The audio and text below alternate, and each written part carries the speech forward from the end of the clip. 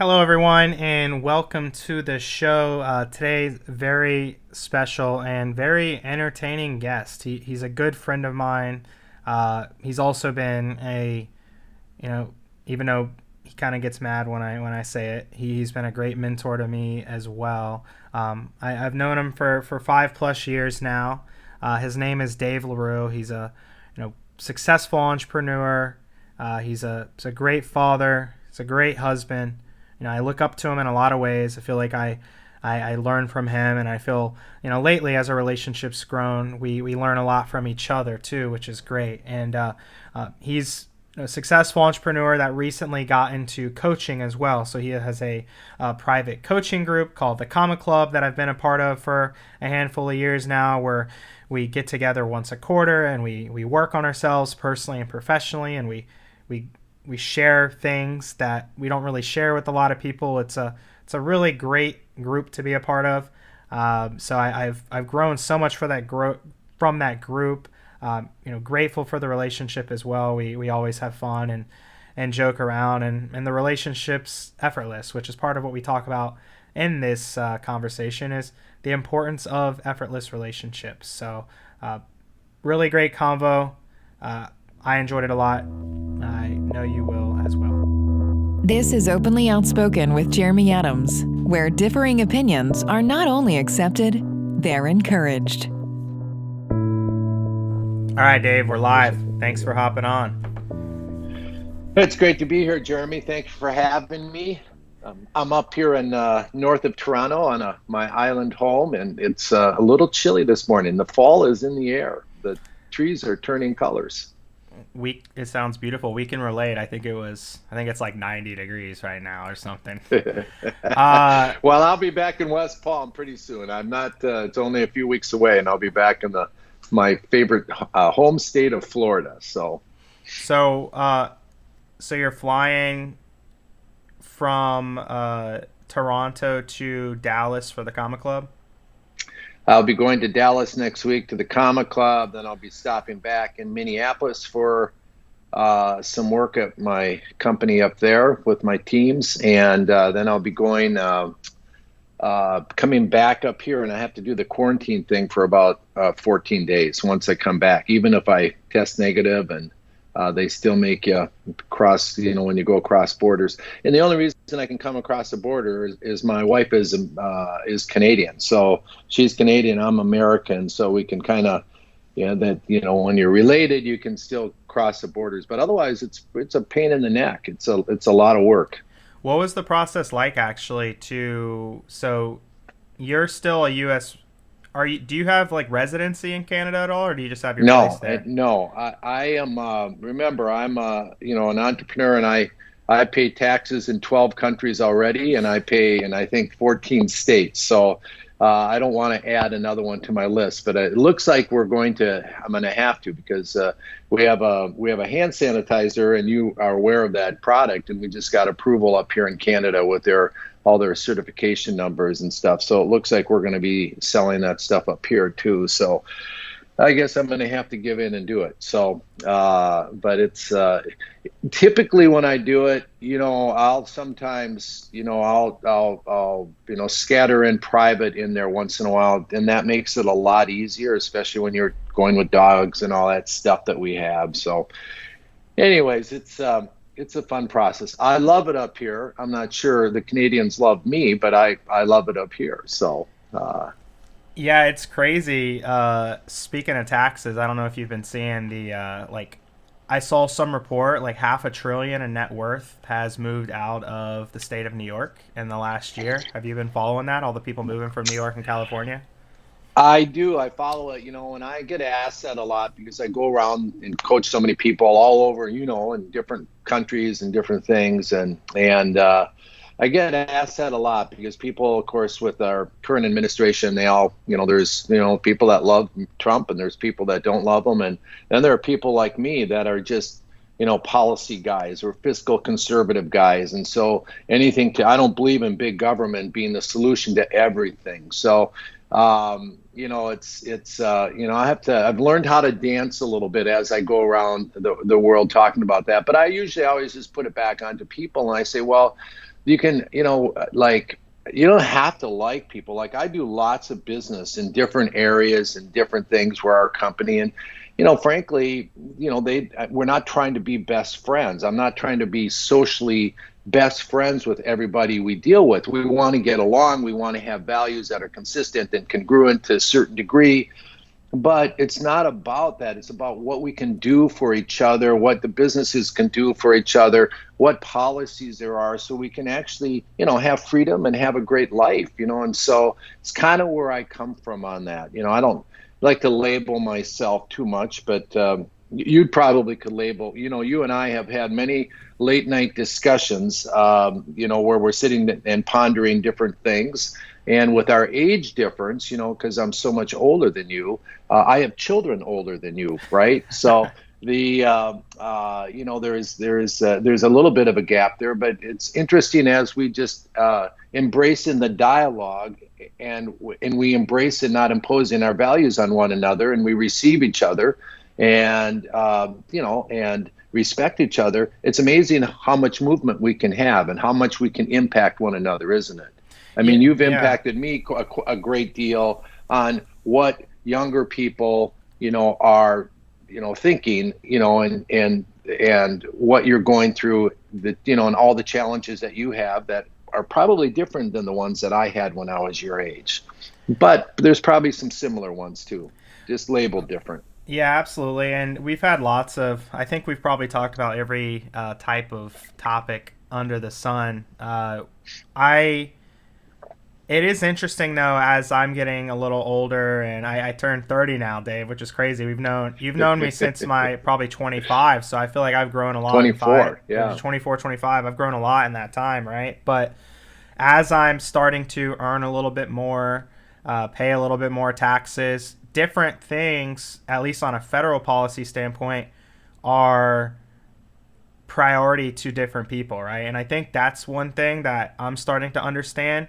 Like, certain voters care about one thing over everything else. And where I'm at in my life, I'm trying to build wealth for myself and my future family one day. Tax policy is really, really important to me because, me not paying those taxes now, I'm investing a lot of my cash, I've shared with you. I mean, that 20, 30 years from now, that's a lot of investment dollars that, like, is just based on who's in office is going to, positively or negatively affect my family. So obviously, as when I have a family one day and things, my priorities could change in who I elect. But, I've always just looked out typically for that. And there's a few other things, but I think just everybody has, when we talk about values a lot in Common Club, everybody has what's most important to them. And I think just figuring out what's most important to people is crucial to understanding why people vote the way they do. Like, people for Trump or for Biden, probably don't agree with half the shit they say. It's just like, hey, but these policies are important to me because I'm an American and I can decide what's important to me, and that's what I'm gonna base, because all I can do is based on what's vote for me, or vote based on what's important for me and my family. And I think regardless of what anybody says, that's what most people end up doing. Well, I'd like to come back to two things I thought about while you're talking about it. At the Common Club, I always talk about the relationships you want to have and build the five kind of the spokes of the wheel: the relationships, the spirituality, words are important, and I'll go back to that too. And then vocation, financial, and social.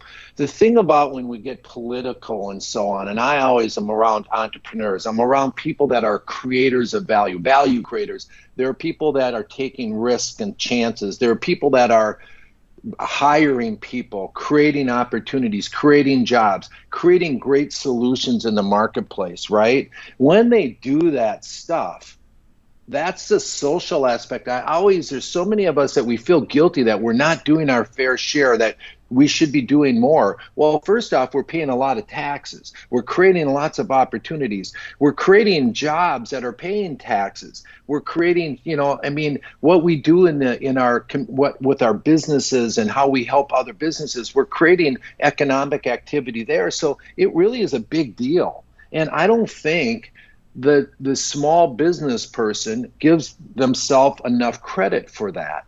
And and I learned that actually from a big business guy reading his various books that he's written. It was Richard Branson, and he always said, "Hey, leave that big social, the big stuff, the money giving and that to the publicly traded companies. We're dealing with the public's money anyways, and we should be giving that back to the public. Whereas entrepreneurs need their money to reinvest in their businesses, buy the tools necessary to be able to create more capacity, capabilities, so they can create more opportunities for, other people, other businesses, etc." So it's kind of my mindset when I think about that. And it's just been a real healthy place for me to be. Now, when you get into, I will tell you and the listeners that I'm 64 years old. And I work hard at staying, healthy and feeling good and all the rest of it. But I'm going to tell you something. So I've been voting since 18 years old, right? So that's 42 plus 6. So it's 46 years I've been voting. You know how many years I've listened to them talk about education and abortion and all these causes? For 46 years. It's crazy to me. It's like, okay, so this has been a hot ball for a hot potato for 46 years. And I'm come on, let's get some solutions here. So anyways, enough about that. But it's the side of it is what you said on the imposing of values. And that is a really big part. And that's where the magic of your and my relationship really has had a chance to blossom, because I'm not trying to change you into a mini Dave LaRue. And you're not grinding on me trying to, you grind a little bit on certain things, but it's been healthy because I've received it, right? And, and that really is magical. So for you out there listening and thinking about this, and relationships are so important, and who you hang out with is so important, isn't it? Right? And so that part of it is, to take inventory of that. But if you really want to create great, deep relationships, stop trying to impose your values onto everybody. That's good insight, actually. And you brought up something really interesting there.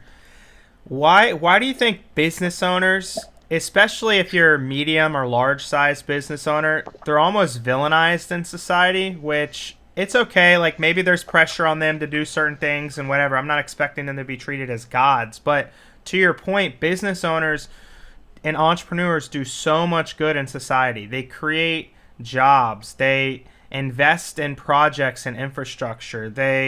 Like downtown Orlando, a ton of restaurants have went out of business. Like, it's going to take an entrepreneur with capital to say, hey, here's $1 million to build up this restaurant. Fuck, I hopefully get this money back.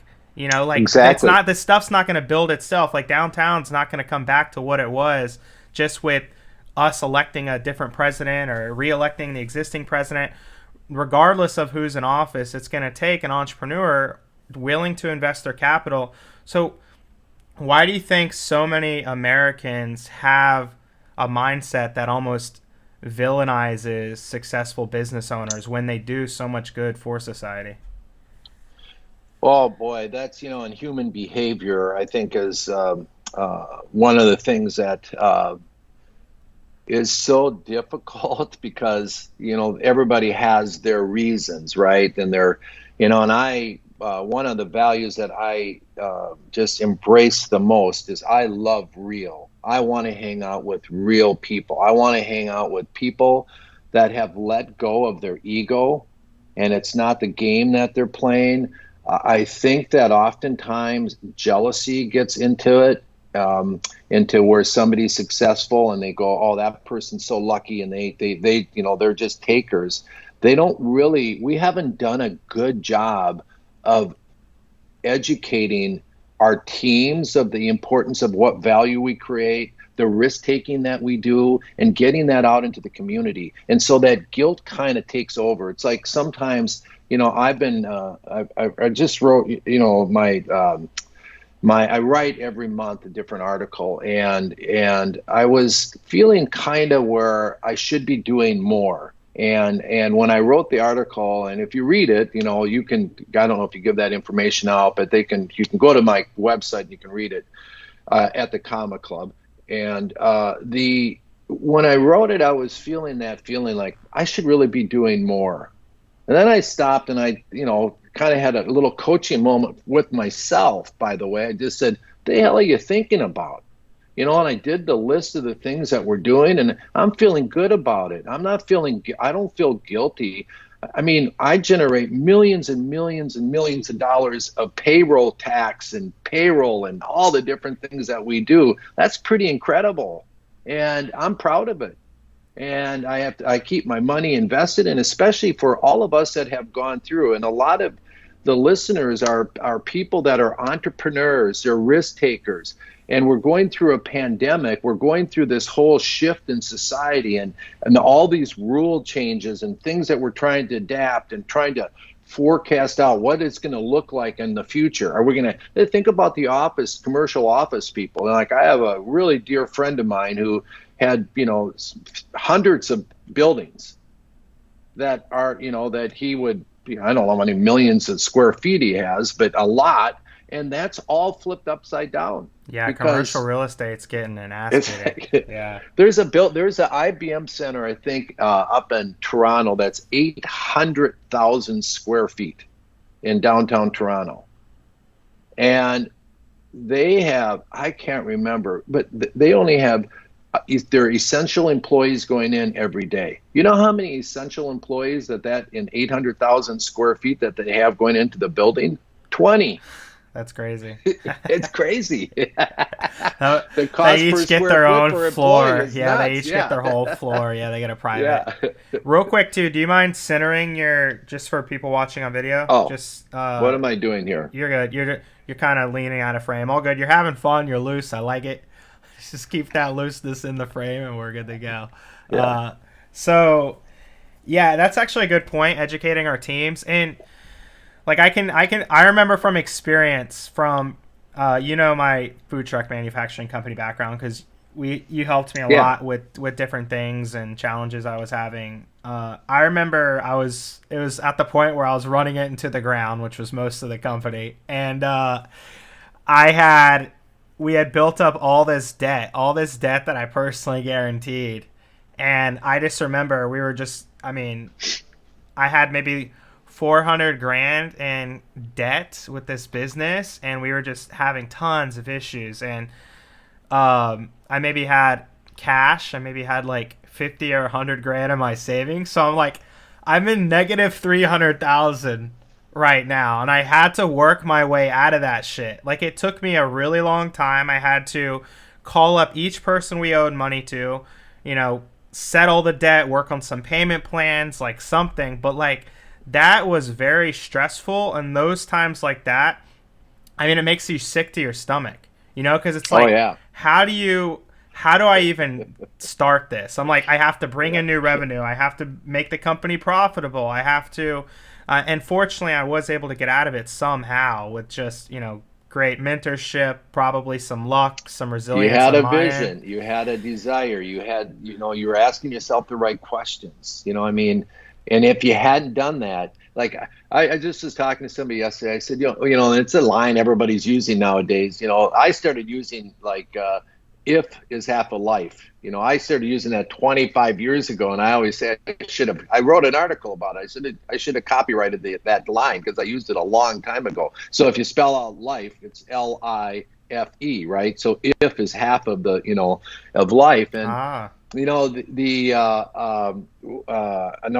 I got off on that one, but the line that a lot of people are using nowadays is you can't get to where you want to get to if you don't know where it is that you want to go to, right? And it's that simple. So you made a decision back then that you said, look, this isn't working for me. I remember you had partners that you guys weren't in congruency with one another. And it just was, you actually hated to wake up to go deal with that every single day.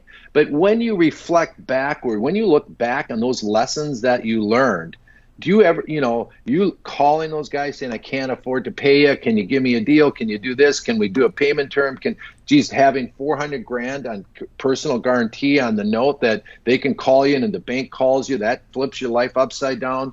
So it would be ashamed if you didn't go back and reflect on those feelings, those emotions, take the opportunity via that experience to learn both the good and the bad out of that experience. And that it's there. Yeah. And I believe that the universe, and we call it God if you want, but the universe works in mysterious ways, and it will always keep delivering you that lesson until you learn it. So take the time to learn the lesson, whether it's positive, negative. Typically on the negative ones, when they come back, if you don't take the time now to learn from that, what you got out of that, and how it can formulate your values, your whatever, your viewpoints on business, it's going to come back and it's going to be bigger. Yeah. The universe has a way of delivering that. I'm telling you, and I'm telling you from experience. I've had a few of those. And so now when something like that happens, I stop and I go, all right, there's something in here I'm supposed to pull out of this. I don't know what it is, but I'm going to do the thinking on it.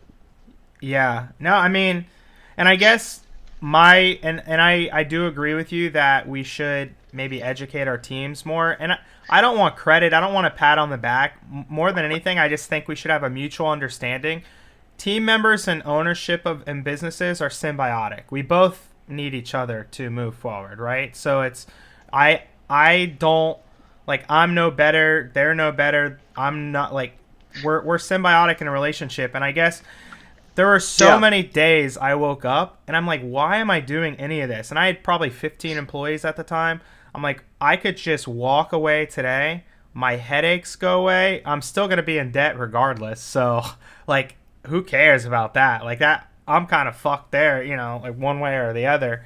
Like, but somehow I was able to, it took me probably a couple years to finally get through that. And, we worked our way up and increased our revenue and stuff. Like, I could have easily quit. My employees would have lost their job. Those vendors never would have been paid back. And some of them were smaller vendors that would have really hurt, right? Hurt. If you're a giant company, $100,000 or whatever is not as big of a deal. When you're a mom and pop business, $100,000, like, you can shut your doors with that. So I somehow toughed it through. And there's so many stories like that from just about every business person I know. And I guess it's just like, I would like more of society to understand that, hey, like, now my business is doing really well. I'm very fortunate.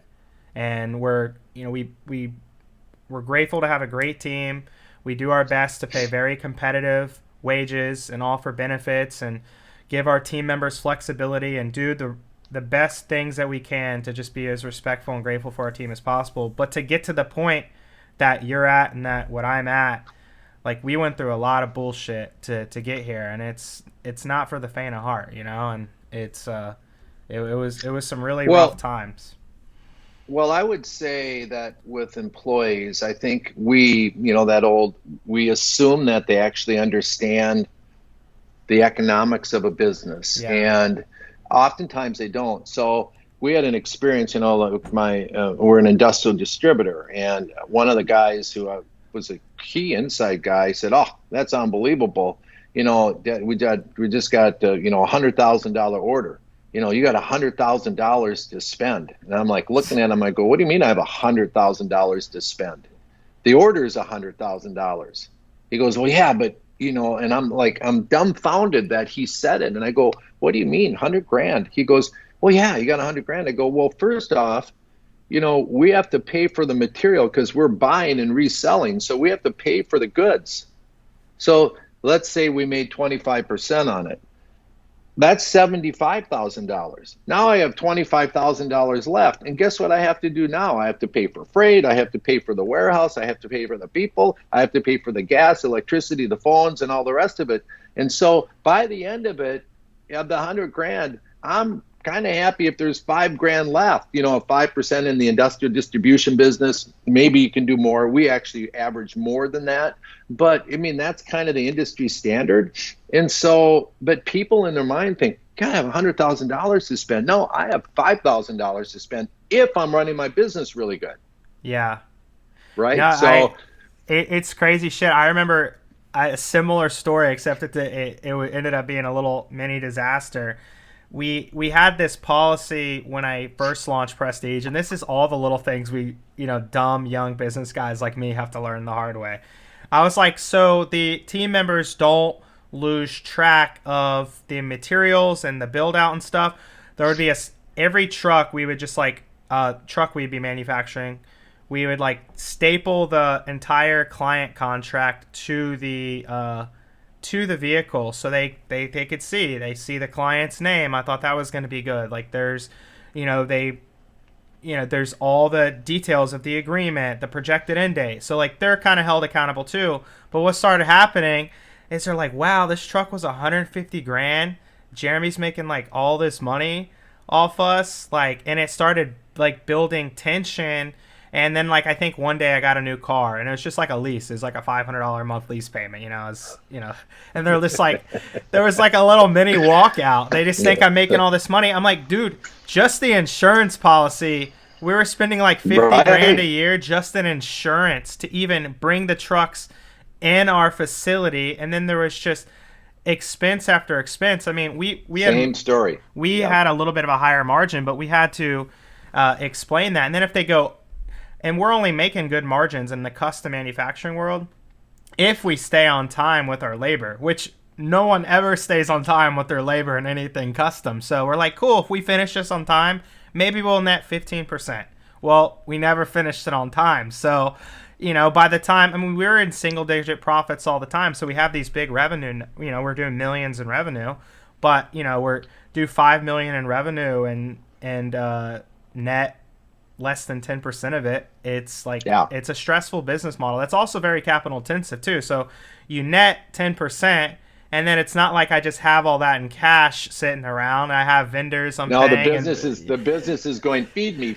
I need more. We need to invest in stuff like that. Yeah, it was just crazy. So I learned the hard way to not staple contracts with what we were paying or what clients were paying to our vehicles. And instead we did the same thing without the price point on it moving forward. But yeah, it's all about just understanding, and that's what the learning lesson was for me, is not just assume people understand, because I probably wouldn't if I was in their place, and I would help them understand. And I would even I even had to tell them, like, guys, I didn't buy this car. I remember I was like, this is a $500 a month lease. Like, it's like, you guys could probably all afford this car if you wanted to. Like, it's not. Yeah, when I first did my quote unquote luxury car, when I was back in, I was 35 or 36 years old, so over 30 years ago. They had cars back then. Yeah, it was a Model T. Yeah. No, but I bought that. I did a lease on a Lexus, the nice full size sedan Lexus, and it was a great car, and I've had them ever since, by the way. So it's just a great quality car, and especially now they're manufacturing some in the United States and all that politically correct stuff. Especially when I'm selling American stuff, so I have to. They put the floor mats probably in the U.S. Probably. Yeah. But I remember when it was just this big breakthrough, because I didn't want to have a luxury car, and I always worried about, what are the teams going to say, and the employees. It was the way we'd say it back then, but now our teams, and the Lexus, if you look back, and it might be still the same, I haven't looked at it for a while, but on the windshield, Lexus is manufactured by Toyota. And I said, all I said was, I'm driving a damn Toyota. Get over it. It's like, so that was my way to deal with the guilt of having something nicer. But as you go through that stuff becomes easier and easier. And I really think that people in general, like the team people and the rest of it, if you're communicating properly, and I always say the three most important attributes, and you know what I say it over and over. In any business you're building, the three most important attributes are communication, communication, communication. There's just sometimes an overload of information, and if you give them too much information without the understanding of the other, they're going to fill in their story and they're going to fill in the blanks. And that's what when we're managing or leading people, we have to really have a really good awareness of that. So I'm not afraid to talk about a lot of things, but in the process of that, they have to be ready to receive it, or educated or understanding the whole picture. Because if they don't, that feeling of having everything on the line where you have everything on the line. And I lived my whole entrepreneurial life that way up until probably 15 years ago, when I finally didn't have to personal guarantee everything I was doing. And I went over that plateau. And even though I had great growth and cash and building cash, it was really, it feels pretty good when you're not having to have that hanging over your head, right? And I didn't lose my motivation. My motivation didn't shift once I got rid of my personal guarantees. I still work as, the same level that I worked back when I had it. So it wasn't something that I needed to motivate me. I'd rather use something else to motivate me than, bank debt. So yeah. And what I should have done, and you're right, communication is key. Looking back, and if that ever happens again, what I will do exactly is sit everybody down, and I'll just, at the time, I had 2 employees getting paid a higher salary than me. I would have been like, hey, there's 2 people that actually earn more on this team. You guys can figure out which ones those are, and show like, hey, we have debt. We have I think if I just would have sat everybody down and explained it, like, hey, we're all on the same mission. Okay. Yeah, but I didn't. Yeah. I didn't, and things got worse because of it. And then maybe eventually I did, kinda. But yeah, I mean that's what I would do modern day, is just nip it in the butt and be like, hey guys, this is business. We're all on the same team. I'm not making millions of dollars off this. I'm making a wage comparable to many of you. I'm trying to help us all win here, Yeah, and I think, Jeremy, the side of just, that's where I call adult communication. So I'm not afraid to have that now, and that's where you've grown too as a person. If you have that discussion that you should have had, you always have to be ready for their reaction, right?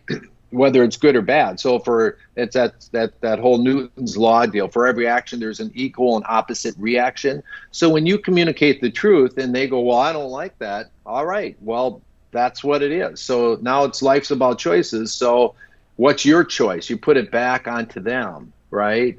And that's a thing that really is a really powerful thing. If you're listening on that, it's like, what I mean by that is, when I communicate, if you're married or your partner, or your business partner, or significant other, and you have to really, when you say something, there's going to be a reaction, and you have to be willing to receive that reaction. Yeah. And a lot of people are so afraid. It's like going in and asking for the order. We have salespeople, and they forget to ask for the order because they're afraid somebody might say no. So they leave hoping that they're going to get the order. So they have this false sense, I did a great call and stuff, and yeah, that looks good. And then I say, well, did you ask for the order? And they go, well, no. I go, well, okay, so let's talk about something else, because or let's go to sales training so you understand it's okay to ask for the order. They're just afraid of the reaction that the person might say no. It's also okay to hear no. It's actually, and that's where my mindset's evolved, and that's what sales training has helped me with, dating has helped me with, relationships in general.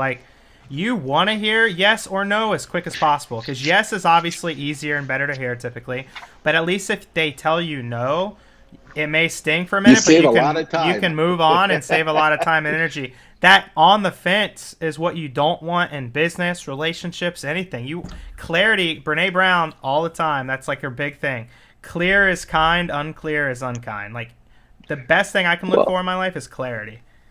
The thing about it, when you're 30 years old, you're and it's just age. It's like you said earlier, well, it's that age. I just had to go through it and learn it this way. It's the way you do it. And there's a lot of truth to that. I have children, and, they go, Dad, you told me this, but I did it anyways. And you know what? You were right. And I go, yeah, well, now it's that experience is really powerful. But the thing as you get older, so when I look at time is really precious. You're 64. It's in there, and I plan on going right up until, I'm hoping we're cutting a deal. I'm 84, 20 years from now, and you're 50, and we're still doing deals, and you're going to be pissed when I die because I didn't finish what I said I was going to do, right? I love that idea. So I never look at retirement as a solution to starting a happy life. I live a happy, great life right now. Every single day I do. And I have my moments sometimes, like in every, maybe not everybody has it, but I have my moments sometimes where I might be a little like, what the hell is that all about?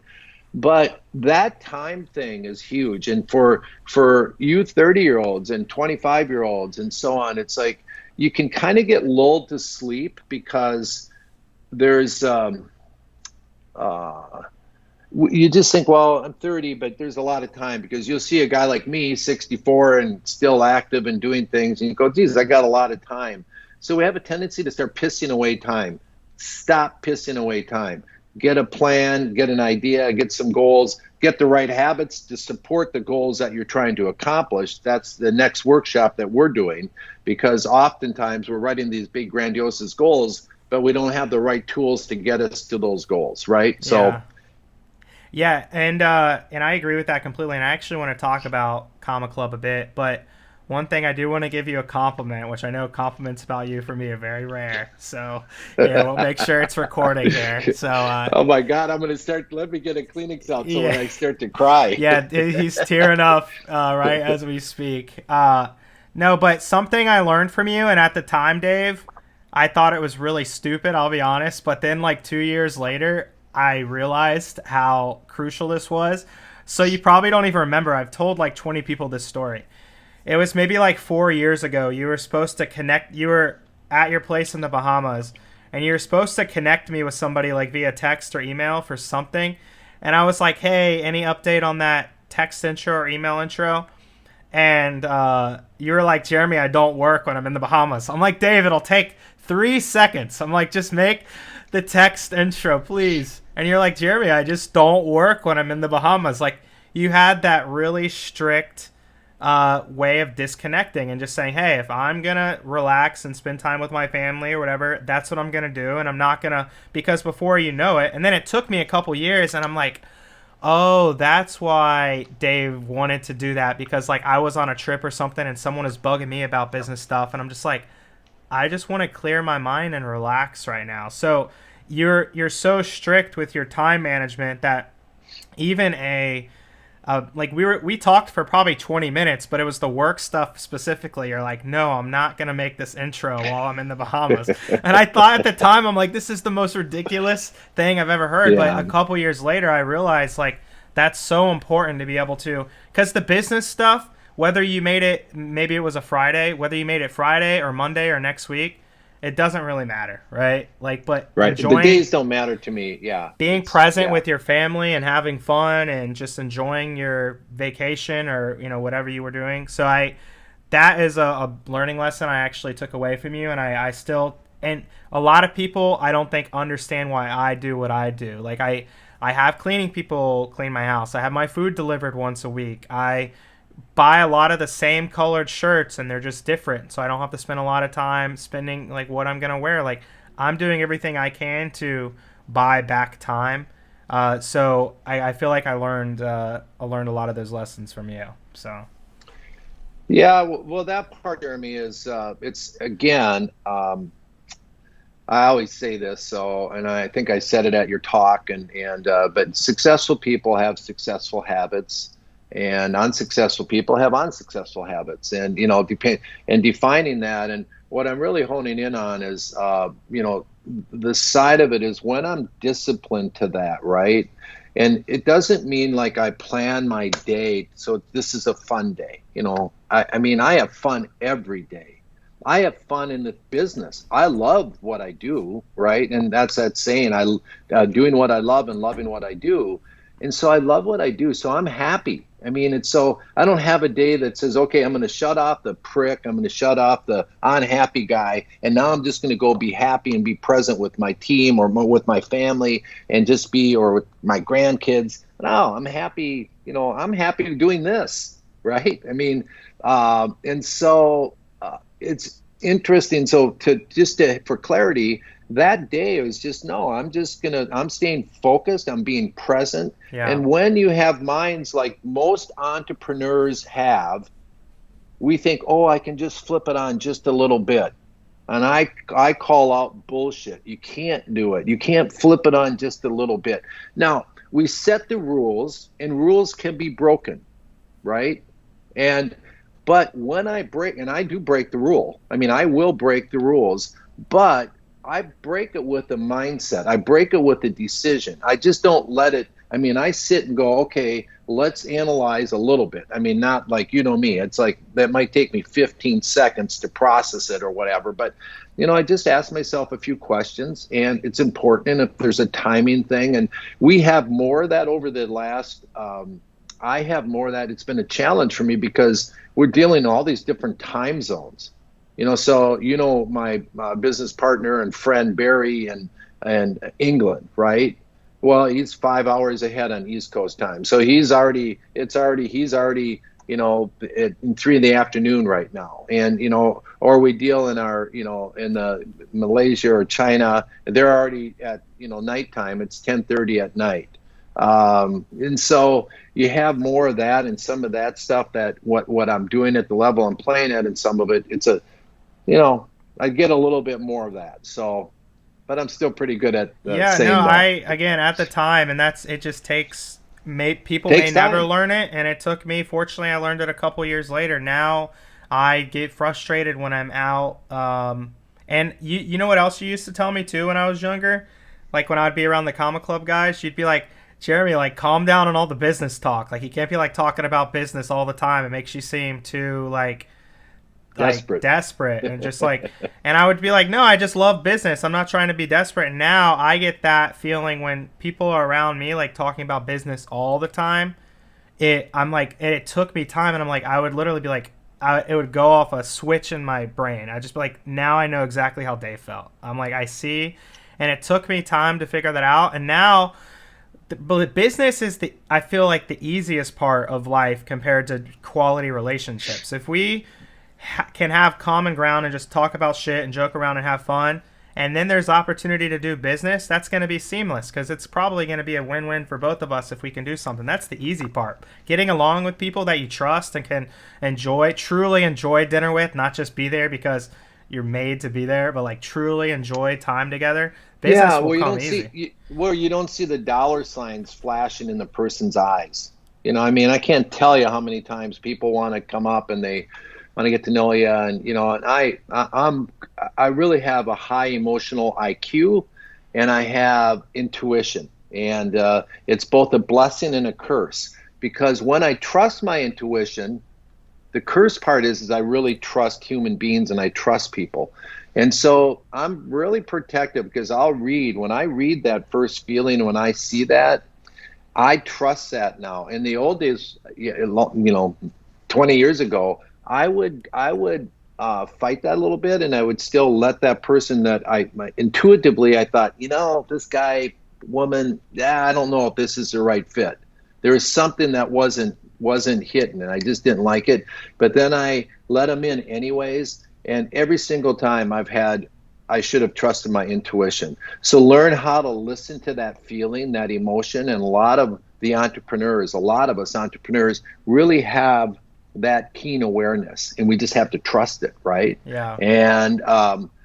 But when you're sitting and you're having to get the deal, you have to get the deal, and there's you're thinking, well, if I get the deal, I'm going to earn this much, and you're thinking about that, or I could get this. People sense the dollar signs, and they sense the desperation, not desperation to the degree of life or death, but they get that feeling. So I just always kind of back out of that. And I find myself, like when we've done some of these new deals that we've been doing, I'm terrible at going out and playing the game of receiving, getting investors. I'm terrible at it. I'll always be terrible at it. And you know why I always will be terrible? I don't want to change it. I have no desire to get into that world where I'm pitching deals, going after money, doing this stuff, because I just don't like it. I like the other stuff. I like building it. I don't like that stuff. And so, and partly is because of what I just explained. I don't like to be the guy sitting on the other side of the table going, pitching the deal. having dollar signs flashing in my eyes. I just don't like it. So anyways, a little sidetrack on that. One other thing you said is about, it's a go-to line, and I know I've said it to you a lot, but when people, in the team, and they're asking, well, you get this, and you're driving a new car, and you're doing this, and, and then you have friends that are coming back into your world, and a lot of you guys that are listening where you've had the success and you're running your businesses and you're doing better and better in your business, and people then start to say, wow, you're so lucky. You're such a lucky guy, Jeremy. Wow. And they don't know the truck story. They don't know going to bed and not sleeping at night and calling the creditors and they don't know that part of the luck that you had. And I always remind people, and I always say, yeah, I might have some luck, but I've never met a lazy, lucky person. People, you said, and when you were talking about how you were able to manage your way out of that mess, you managed your way out of it because you worked yourself out of it. You created the relationships you needed. You made the hard phone calls you had to do. You came to grips with your ego of not, being the hot shot, and all of a sudden going, wow, I kind of have this kind of screwed up a little bit, right? Big time. And you had to deal with that, right? So that's the opportunity to learn and grow. 100%. And I don't hear lucky too often from people in my circle because no one in my circle thinks that way. But I have heard that from people that, to your point, don't know me very well, and maybe people I went to high school with or whatever. Right. And just family, maybe even family here and there. But relationships I have, I have been very fortunate, I'll say, compared to almost anybody I know, actually. Like, people will ask me how I'm able to do it. I've built a great network of just, guys and gals a few steps ahead of me. Like, you're, a few years older than me, you're head of business than me, you have, more wealth than me. I'm forbidden to ask specifically how much on this, per your request on the form, but you're ahead of, I'm just playing around. I told you I'd joke about that on the thing. I deserve it. But I don't mind sitting down individually with people and talking about business plans and what I am and what I do, etc. Right? So not to the whole world. I joked around with Dave, so everybody that's listening, we have a form that everybody fills out before with just like a headshot and the links to their website and stuff like that. And there's hey, are there any topics you want to absolutely avoid? And people typically have stuff like, hey, I don't want to get into this about a relationship, or I've had a few people say they don't want to talk about finances and stuff. And one of Dave's was not specific finances. So I told him right when it goes live, I was going to ask him real specific questions, joking around. Well, the only reason I said that is because I know you. Yeah. You're just, you're, and part of what you're just talking about, you are an open book, and that is an authentic, great quality to have. People aren't intimidated by that.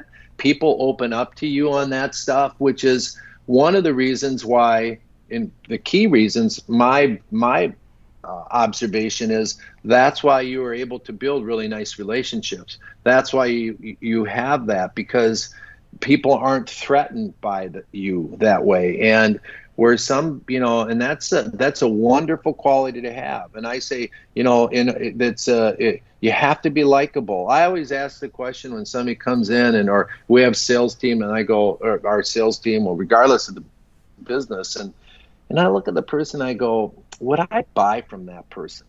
Regardless of their credentials or whatever, are they just, we have super smart, we have engineers, and we have, on the chemical engineers and scientists and inventors, super smart people. But I always go, would I want to deal with that person? Yeah. And sometimes, some of them you have to have, they're so smart, you put them in the corner and you box them in there, and they're just brilliant, and that's how they'd rather be. They don't want to have interaction, and you learn how to play with that or play that game. But, so that likability quality is so important.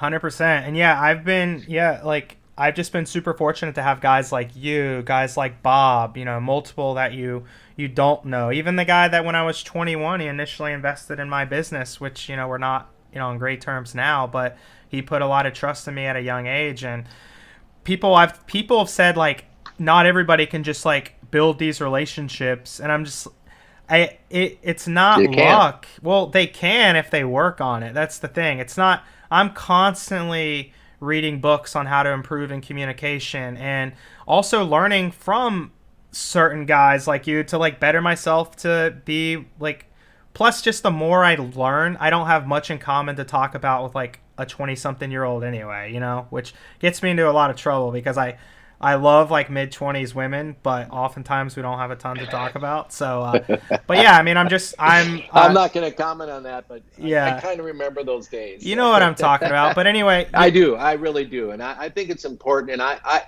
When I say when I said you can't or they can't, I didn't mean that they can't get to that place. yeah, If you're sitting today and you don't have that skill set or you don't have the self-awareness to want to learn and grow, to want to understand that, to start to it's like one of my top values, my highest values is to always be learning and growing.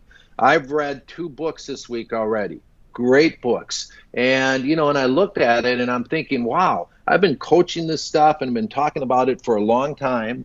And I touched on it already about habits, but a really good book is called Atomic Habits. I have it on audio, and I can look up the author if you want me to. But what he did is the connecting of the goals. So you have a goal, but you may not have the right capacity or capabilities to achieve it. You don't have the right process to be able to do, the right habit processes to be able to get that goal.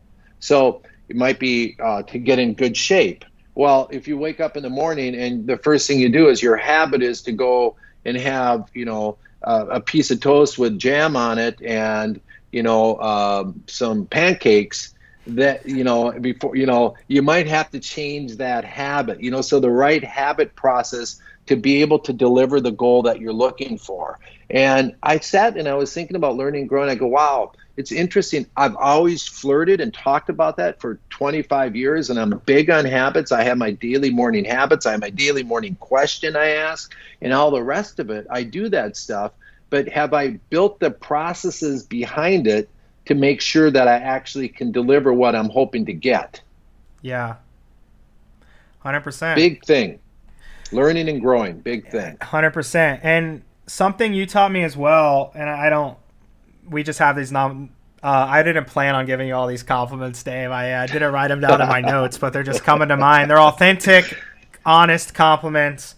Guys like you, I've learned, are always paying for people and paying for stuff when you're going out to dinner. People expect you to pay, and I know we joke about it a lot, like every time someone pays for dinner now, but I've gone out of my way, and that's what I've learned from you. Like, I probably half the time we have a meal together, I will pay. We pay 50-50, and I've learned that with a lot of people. So, for anyone listening as well that just is looking to create, strong relationships from people they can learn from or grow from or whatever, like starting out with paying for their lunch or coffee or dinner, whether it's $50, $200, just suck it up and pay for it. And because that flips the script a little bit. Like, and even for me now, when like I feel like I'm even starting to be expected to pay oftentimes, when somebody's like, hey, don't, like, I remember that person paid the rest of our relationship. Like, seriously, like I'll be like, hey, you paid for my dinner 4 years ago. Like, because it's so rare, I remember it, where someone's like, hey, I'll pay for this, and I think that's really important too. It's just not expecting. You were giving me time, especially early on in our relationship. I was a young kid that was just talking about business all the time, and it's probably kind of annoying, and that's the least I could do, right? Well, here's the thing.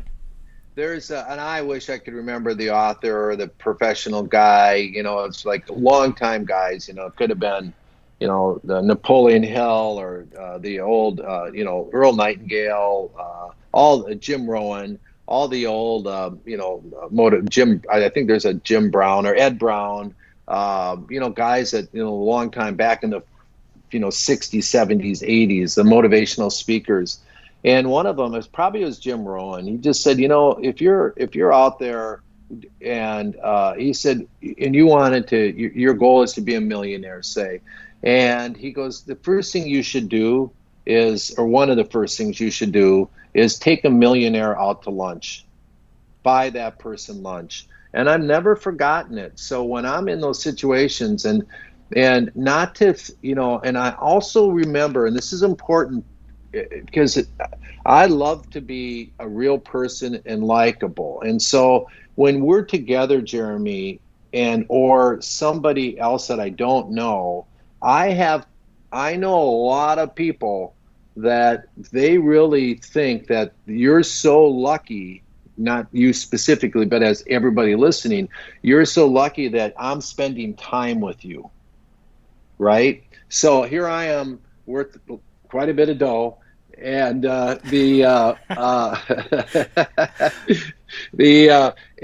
but I'm spending time with you, and you're lucky I'm doing that because I'm such a special guy. I don't want to be that guy either. But I also want to have somebody on the flip side of it that really understands the value and how I can help them and, make a difference in their lives. And so it's kind of this, juggling act a little bit. I don't want to act like I'm so special that you're so lucky. But on the other side, I want you to understand that it's a special time that we have together. But I always now, the way I balance that is you've taught me a lot of stuff too. I mean, you've taught me about, just the openness of what you guys are challenged with, the desire, how it's hard to and especially with males, and I guess it's females too nowadays. I mean, it's that 20 to 30 range that you're chasing, you're trying to be something, then you get into that, especially the 30, 35-year-olds, and they're still chasing and it's not hitting for them. We've talked a lot about that over, like your peers and the people. And so, I can learn as much from you as you can from me. Yeah. Right. And you keep me young. You keep me driving to say, I like to have 30-year-olds in my life. I like 40-year-olds in my life. I like 50-year-olds in my life, and because of that, of that age and that awareness of the generation. So I think it's powerful. Yeah, it can be powerful. I completely agree. And again, I'm starting to see that with younger people in my life. And it is a juggling act because I don't want, maybe it is my ego talking a little bit, and I have to be honest with myself about that. But if I was 20 and wanted to be where I was at today, I would do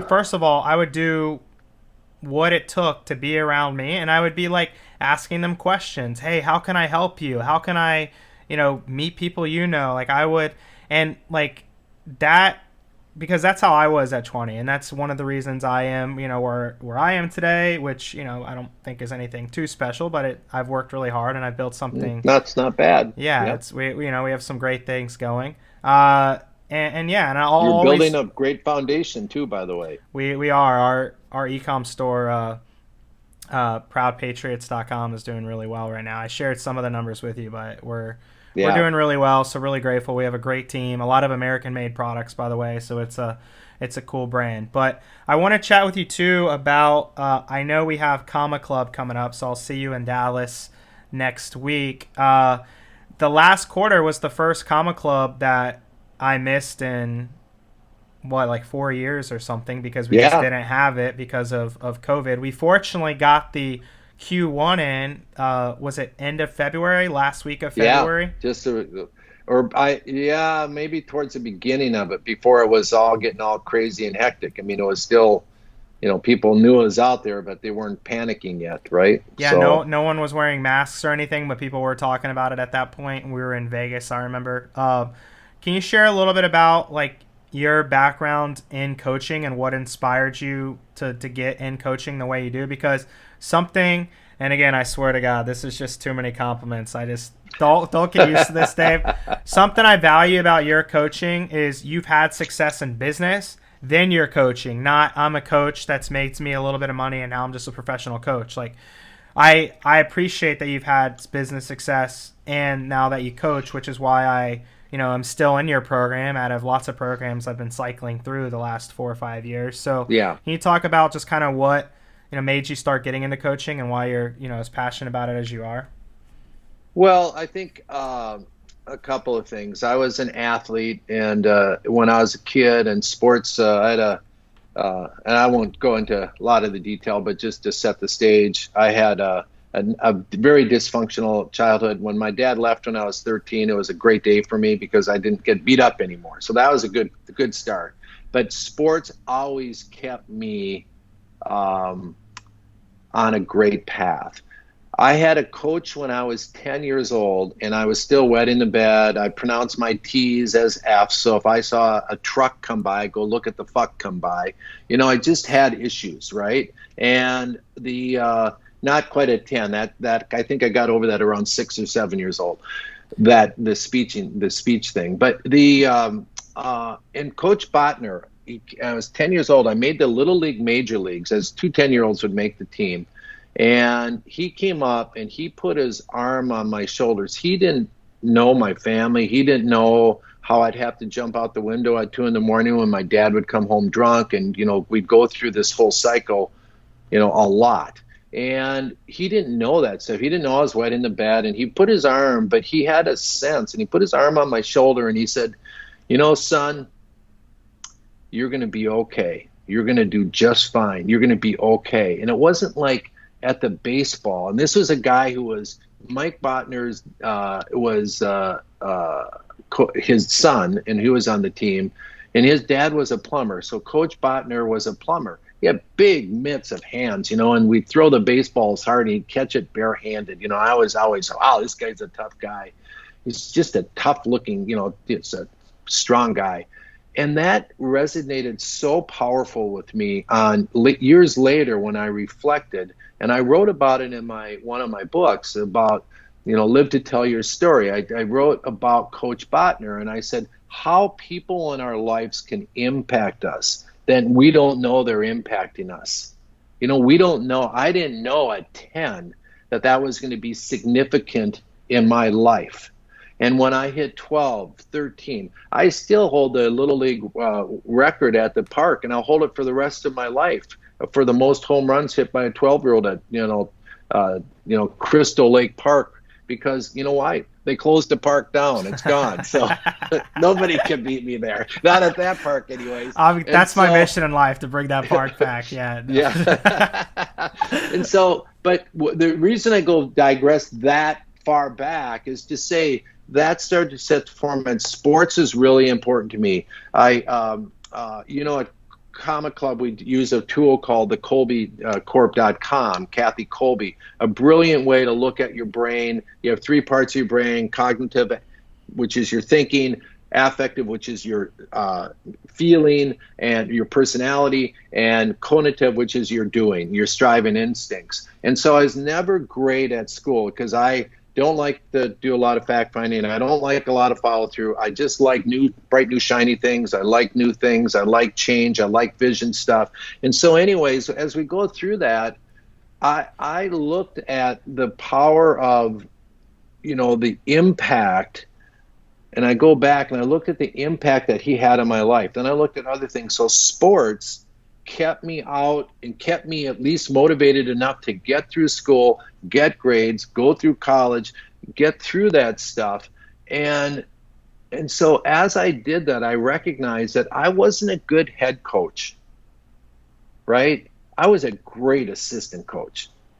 Could have been the head coach because I know leadership, but I didn't want to deal with all the parents. I didn't want to deal with all the stuff. I just wanted to deal with the athlete. And so I was a goalie in one of the first, I was back in 1974, I went up to Flin Flon, Canada, which is 500 miles north of Winnipeg. And that's where, in those days, where all the pros were coming out of that junior program in that league that they had. And so I was a good player. And I came back, and so I kind of started just working with the kids, and I always coached all my kids, whether girls softball. My son Rob, who went on to be a Division I athlete at the University of Minnesota. You can look him up. He was first and 3-time athlete at the University of Minnesota in like 1998 or 99, something like that. He's played both football, baseball, and hockey in 1 year, and so it's pretty incredible feat. So really good athlete. I coach and I coach friends and I coach junior teams, and I did that stuff, and I love that part about teaching young people and being that coach and having the impact like Coach Botner had on me. Because I've had impact on young people that have gone on to be successful. I get the phone calls and saying, you know, Coach, I remember when you said this to me when I was 11 years old. I have a couple of people in our team at Baldwin that are actually, I coach them when they're 8, 9, 10 years old, that are great team members and very, very successful at my company, and, out in outside sales, and, there's sales engineers. And so that led to where, as I started to be in my entrepreneurial world, and I hit in my 30s, I started going to a program called the Strategic Coach. And I love the program. It's still very, very, very successful program now. And lots of entrepreneurs and that go there. I was a little bit unique in the sense that there are more financial services, wealth management population that they coached, right, than people who sold the chain and sprockets. And so when I got into that, I really liked it. And Dan Sullivan's a great thinker. He's still around, does a great job, and has built a really, really great, successful business. And maybe some of your listeners have been solicited or marketed, from them and whatever, And so I started going to there, and I was there for, I think I was there almost 22 years of coaching from Dan. And then about 4 or 5 years into it, they asked me to be a facilitator for his group. And then eventually they asked me to be their coach and a coach for them. And I started coaching for them. And I coached for them for 14 years. And I think I was their first $1 million coach, that other than Dan. And then there was another coach there, a good guy, Lee Brower, that I started to coach their $1 million clients. So you had to earn $1 million or more to be in the room to be coached by me. And income, and or I had to $1 million in income. So that's a pretty elite group, yeah. Yeah, and so then I had to qualify. I had to earn $1 million or more to be able to qualify and to be able to go coach people like that, because there is a difference in mindset, right? So when you were first starting as being an entrepreneur, you might come in and say, well, geez, I have to hire an assistant, and it's going to cost me, I'm thinking about hiring a part-time assistant, versus you meet guys in our coaching group now, they come in and say, I'm thinking about opening up and buying this facility that's going to cost me $25 million, or whatever. I mean, there's a difference there in what they're experiencing, right? And so, I like to think that I can blend the groups nicely, and I pull out of those high-end guys and help the other people. Then so we have great synergy in the room. And so the coaching is just something that I love to do. I think I'm an anomaly in the sense that I actually am really good at business too. So it's not that I suck at business, but I know it, but I suck at it. So I'm going to go teach other people, right? I know it, I practice it, I practice what I preach, which sometimes is difficult because I'm telling you to do something. I better be doing it myself. Yeah, those who can't do teach. Yeah. Yeah. Well, there's some truth to that. No, right? for sure. And no, I appreciate the sharing and the vulnerability as well. It definitely helps bring some context. So can you share? So I'm excited about my first Comma Club in about 6 or 7 months, whatever the math is. It's too old for math now. So yeah, it's been. What are we going to be? Anything new or exciting to add to this quarter? And before you answer that too, just so people know, I think it's important that you charge money, and it's a decent amount, nothing crazy compared to different groups I've been a part of, but it costs money. You have to make an investment to be a part of Comma Club, and I value it way more because I invest. If I didn't invest, we spend a whole day on ourselves. It's an 8-hour day. I'd probably be slacking a little bit more, texting a little bit more, maybe taking a few phone calls, walking outside. When you're investing a lot to be in that room, you typically will value it a little bit more. So I can tell you, I've been in Comma Club for, I believe, 4+ years now, and it has been super impactful in a lot of ways. And the investing in your growth portion of it is super important. So whether people want to join a group like Comma Club or really grow in any way if you're not making some type of investment. Even if it's taking that guy or gal out to lunch, that's the millionaire. You're investing the $100 in lunch. Like, investing in your growth for me has just been extremely impactful. But back to Comic Club, what do we got on the plans for this quarter? It's interesting. I was on a call yesterday with a company that a Canadian company, and they have a pending order. I can't give the name. It's not appropriate, but it's trust me, they a big Canadian company.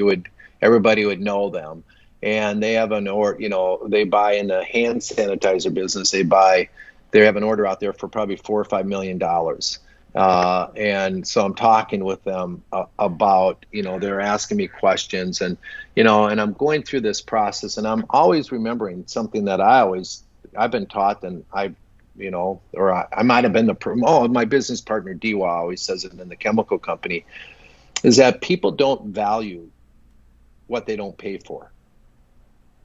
They just don't value it. So I could give you $1 million idea for free, and you're going to treat it like it's a idea, you're going to just treat it that way. But I could give you a $5 million, or I could give you a terrible idea, absolutely horrendous idea, and charge you $5,000 for it, and you're going to try to invest, and you're going to do that horrendous idea because you have $5,000 in it. So it's just something for all the listeners to know that in your business, because what you do magically, what you at the Comic Club, we always talk about your genius. What you do that is just why people want to be around you, people want to buy from you, people want to have you there. What you do, that magic, you just don't think that big a deal of it. So you just do it, and it's not a big deal to you, but others are looking at it and going, wow, that is amazing.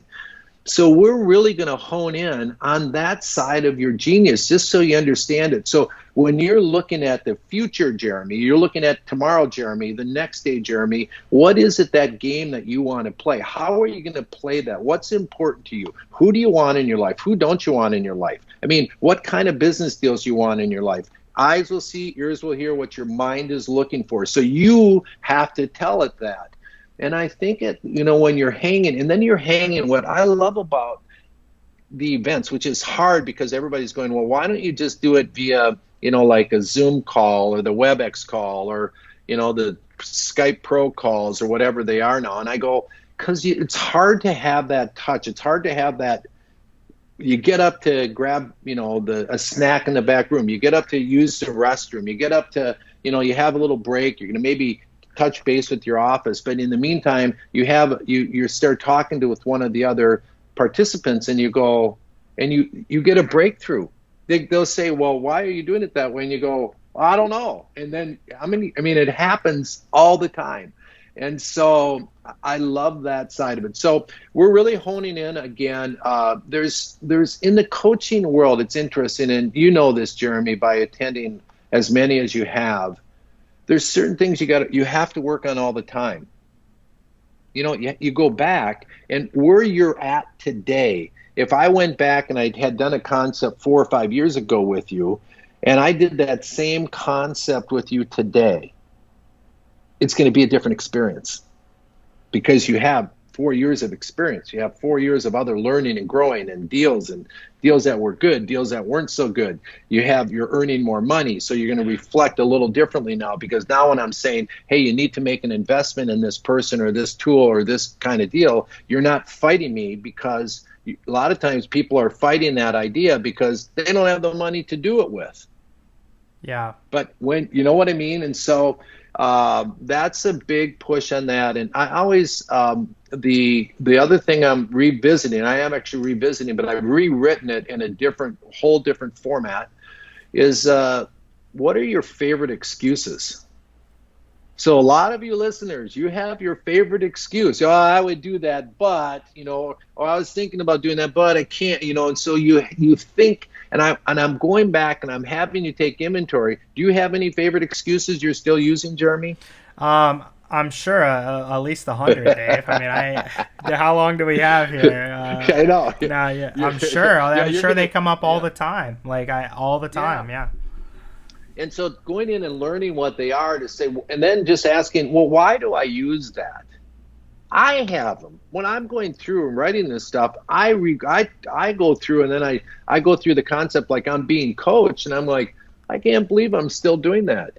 I thought I got over that 5 years ago, and I still flirt with some of those things. So those habits can creep back in. The bad habits can creep back in. That human behavior can creep back in on us, and it's just a matter of taking inventory on that. So it's, I'm really looking forward to having it. We're doing it at my really one of our clients, and he has been gracious enough to open up his facility in Dallas, and he sells cars. He sells a lot of cars. Yeah, a lot of cars.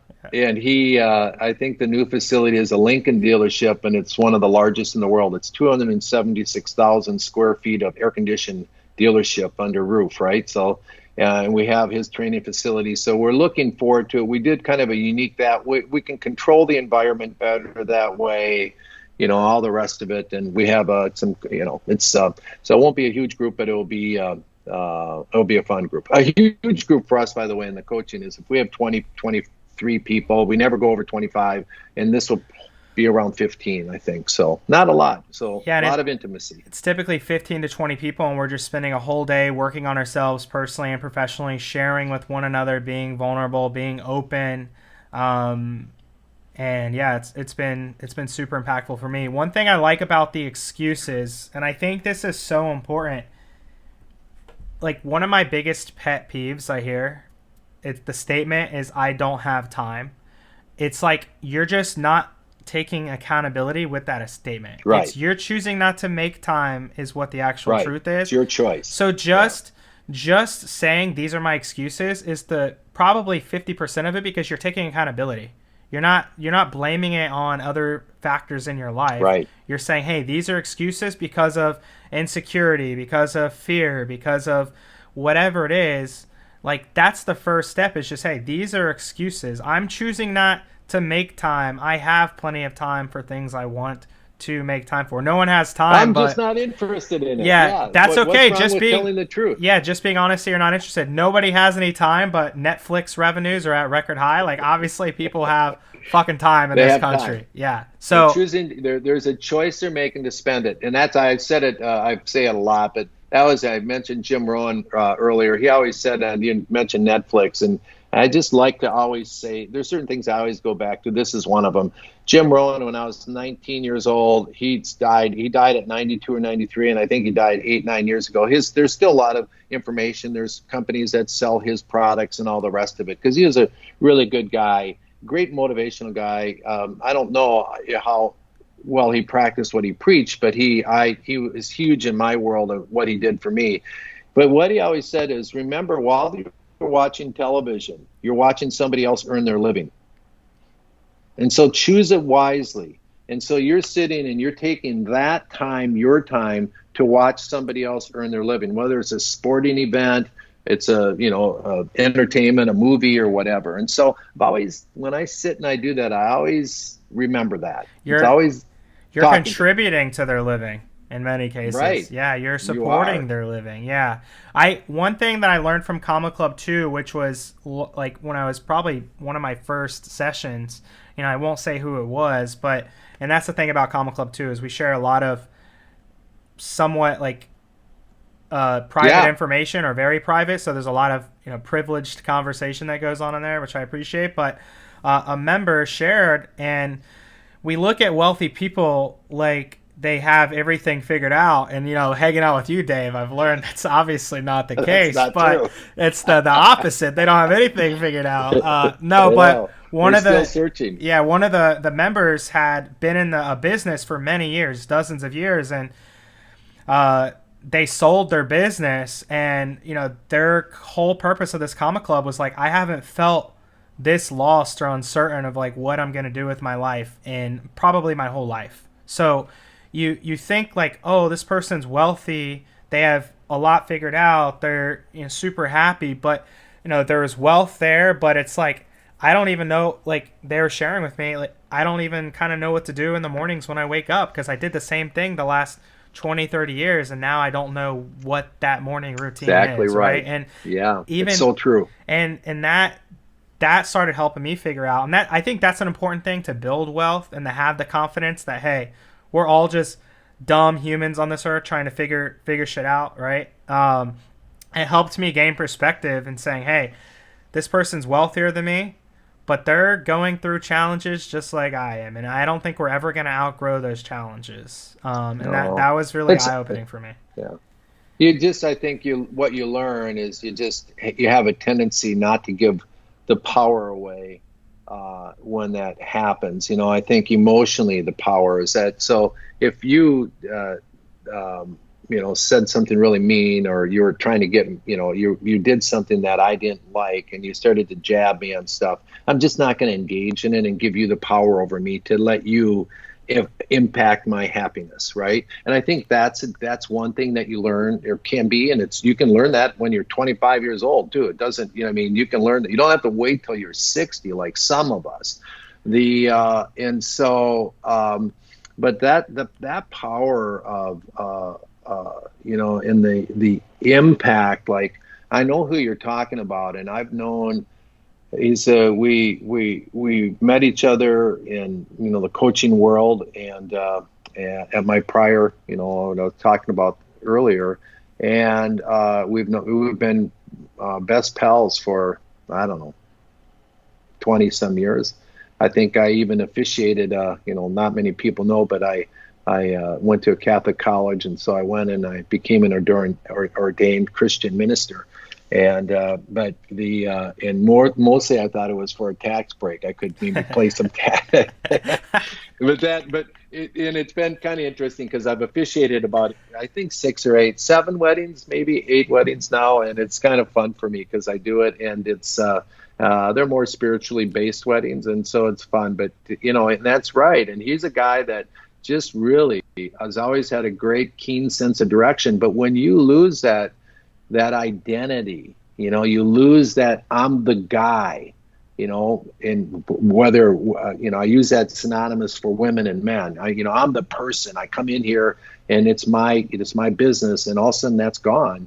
We need to prepare for that, because that's a big part, especially us entrepreneurs. It's a big part of who we are. It's a big part of our identity.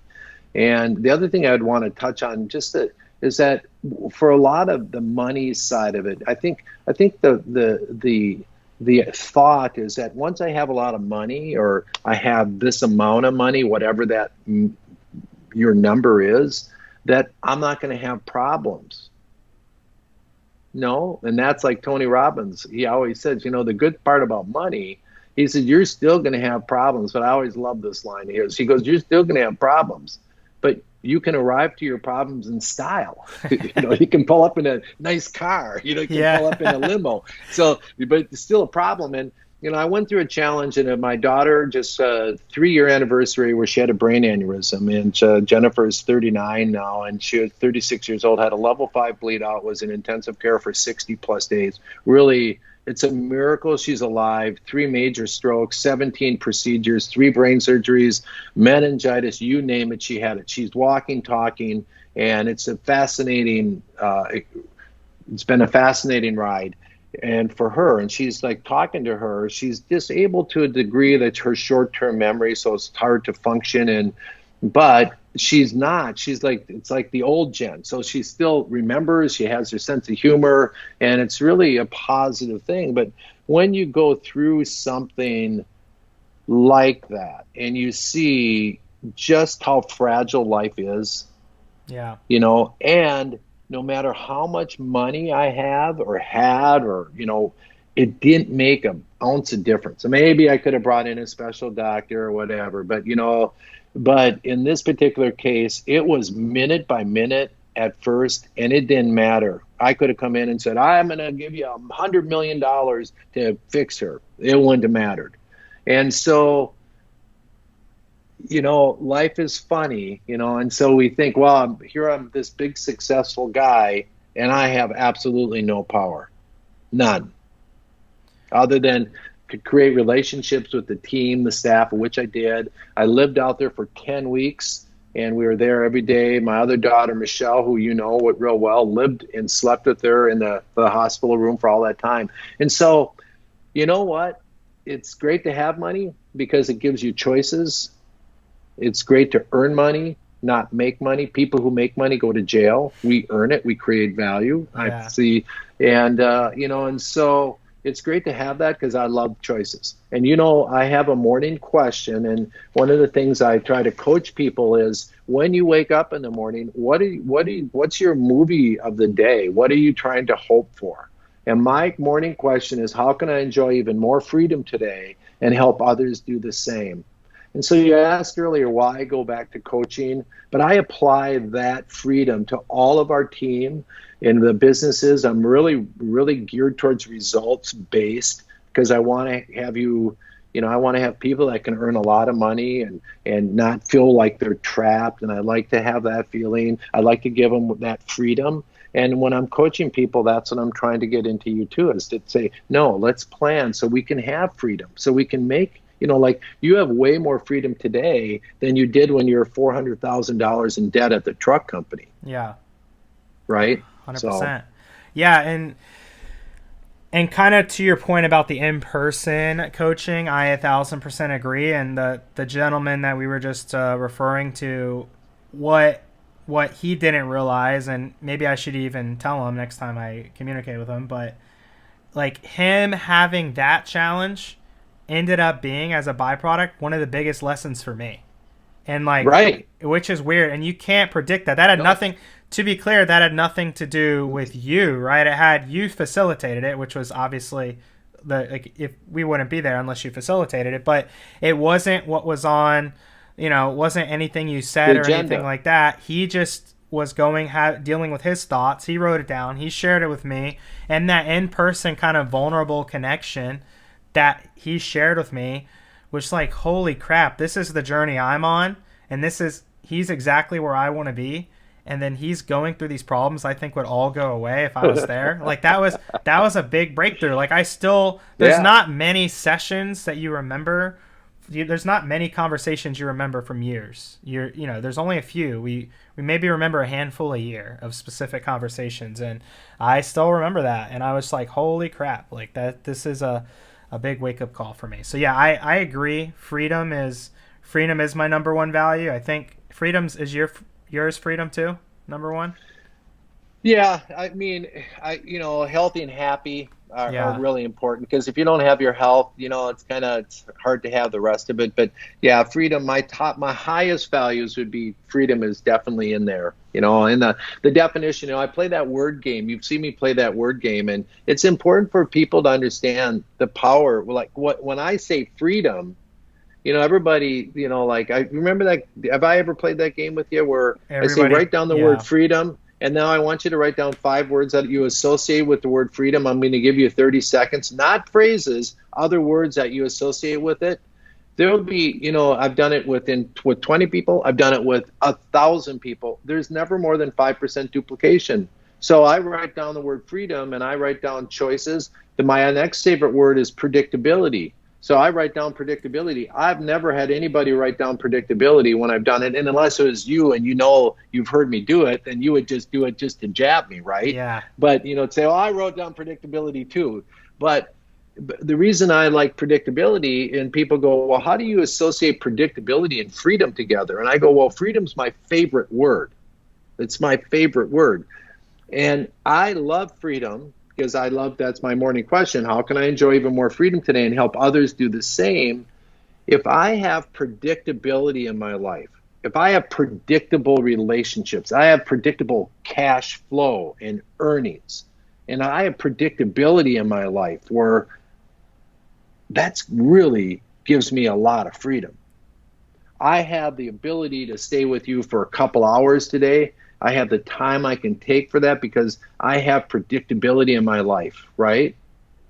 Yeah. And that's a fun word game. It's always a great way. I think I might have done it at your event. I can't remember. Yeah. I think I may have done it there. So then for some of you, it's a repeat, but the pros say it takes me 8 times. I have to say the same thing 8 times before you're going to listen and learn. So for me, at least 8. Yeah. Yeah. I think that word game is so important, and it's something that us in America, especially during this time, we could do a better job, myself included, of being more conscious of. Like, words have different definitions for every person. There's some overlaps for sure, and like you said, there are some overlaps. But like nowadays, I think when a lot of people, when I say I value freedom, like I'm like a big time conservative patriot. Like, I want my freedom. That's kind of what I mean by freedom, but that's not exactly what I mean by freedom. Like, freedom is just, if I want to sleep in past 8 till 10, I sleep in past 8 till 10. If I want to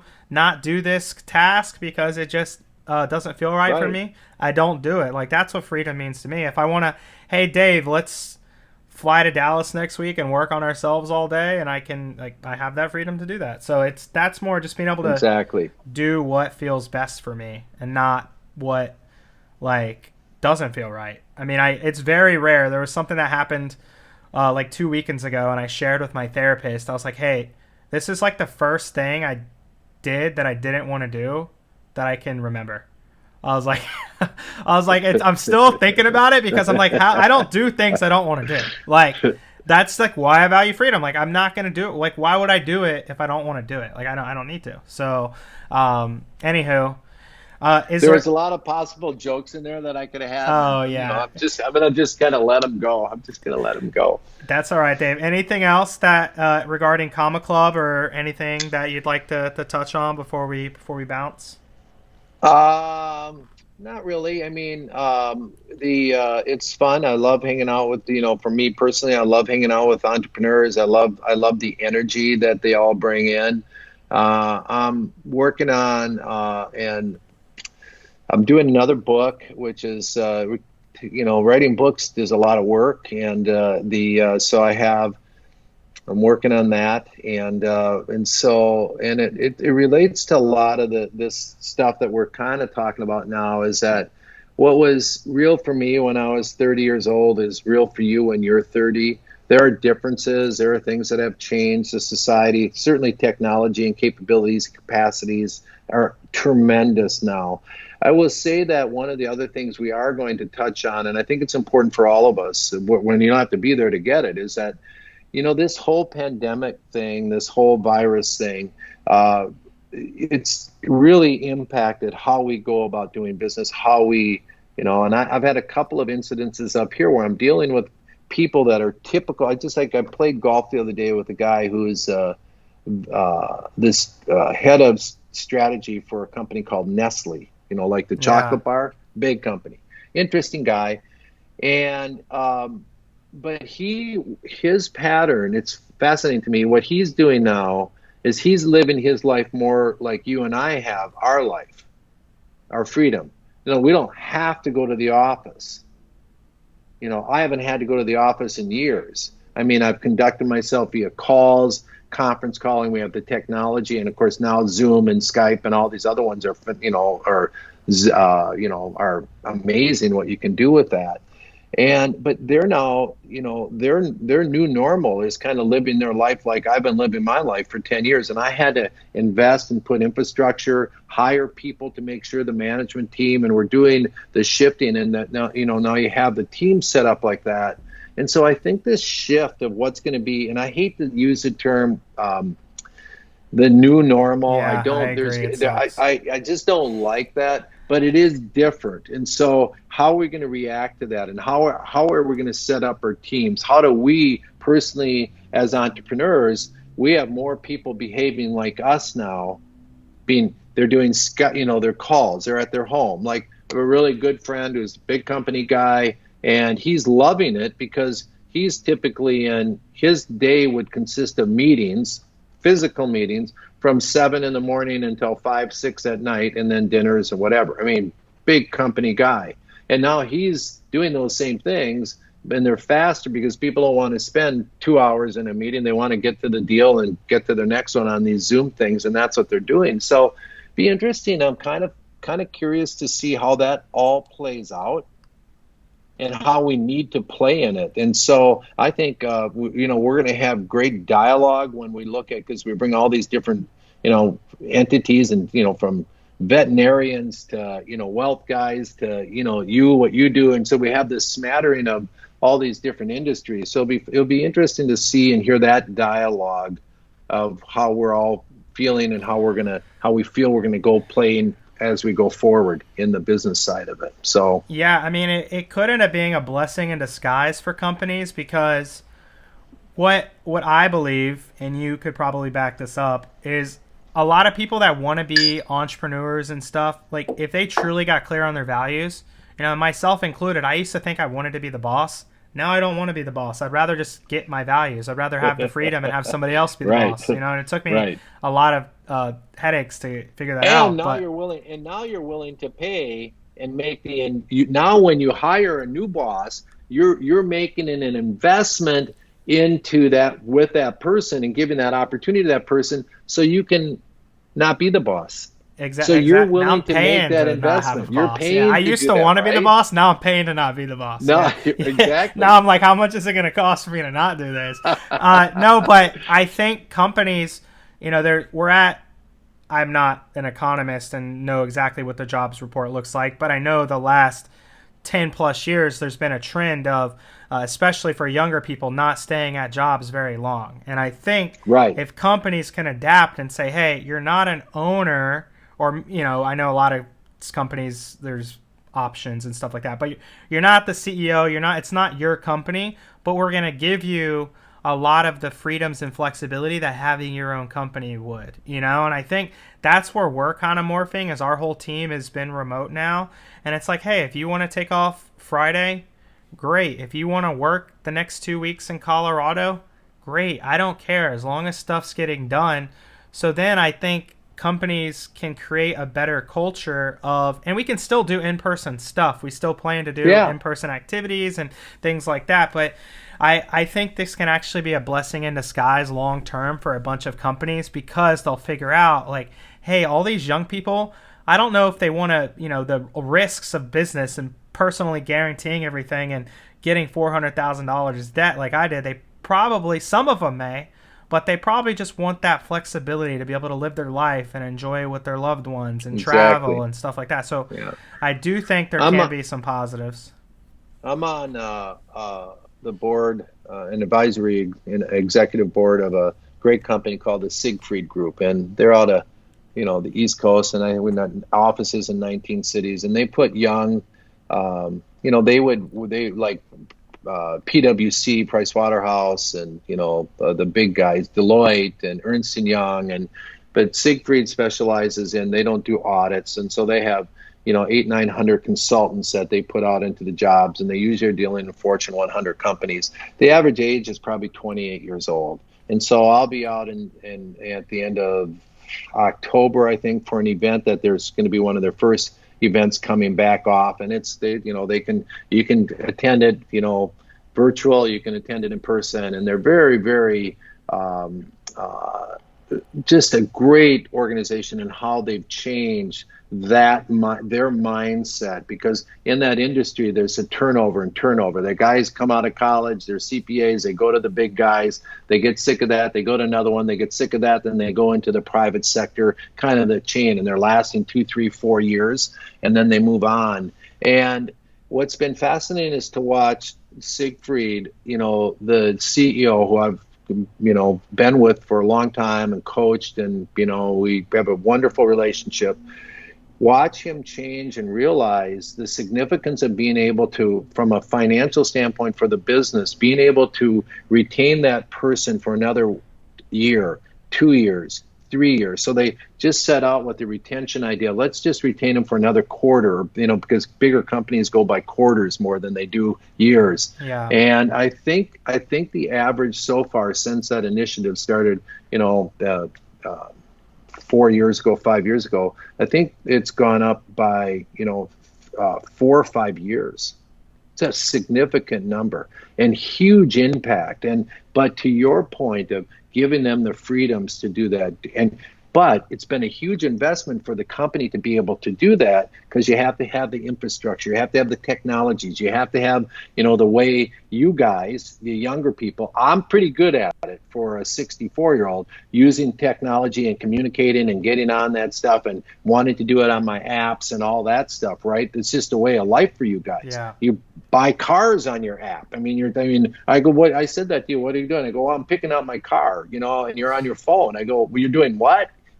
So you're not going to go in and look at it. No, this is a great company. And it's this car, and it's like, so that was a shift. I'm like, holy smokes, people actually do that, right? So anyway, so to your point, I've watched that in real life experiences, and I get a chance to participate in, whether I go on stage and do it for their company, or I get a chance to participate behind the scenes to impact those things. And it's great. And I love seeing that. And so to your point, I agree with you 100%. I think it's a blessing in disguise, because it's forced a lot of us to go, hey, maybe this isn't so bad.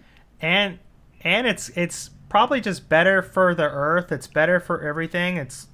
I know, like, the carbon footprint's down, gas consumption is way down, traffic isn't as bad. I mean, we don't really need to be driving cars all the time. Sorry, I know you have some successful car dealership friends that may not appreciate that, but maybe people still buy the same amount of cars. Yeah. Maybe it'll still just be more recreational than work and going. Maybe rush hour will calm down a bit. Like, there's a lot of positives that can come out of this for sure.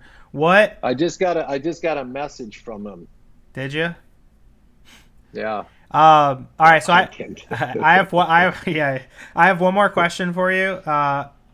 So how we've talked about our age difference a couple times on this combo. How do you feel like you've changed the most since you were 30 to where you are now?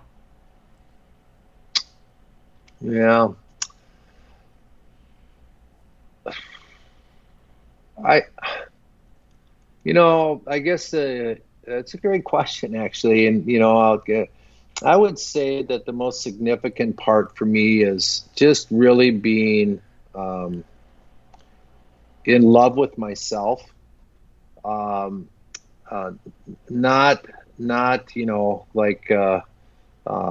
to the thinking I'm the world's best or anything, not that kind of thinking, but just truly, when I look at myself, I like that person looking back at me, and just embracing that side. And I always challenge people, and I've done this to you, I think, a few times over the years, just sit in front of the mirror and just look at yourself for 5 minutes once. In 15 seconds, usually people are already starting to twitch. And so it's a good meditation side to be able to really be truly and look at yourself and say, hey, am I really being all I want to be? Am I really the person I say I am? Am I living my life congruently?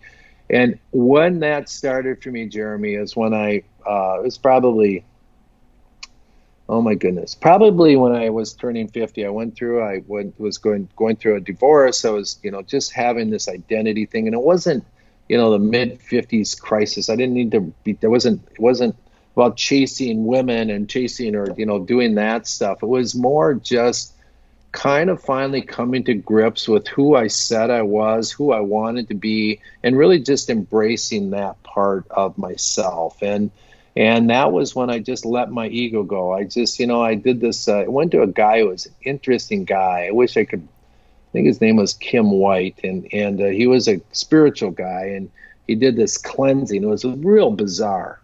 I mean, it was like over the top for me at the time. I mean, it was like people might go, wow, that's cool stuff. And I was like, yeah, it was kind of weird.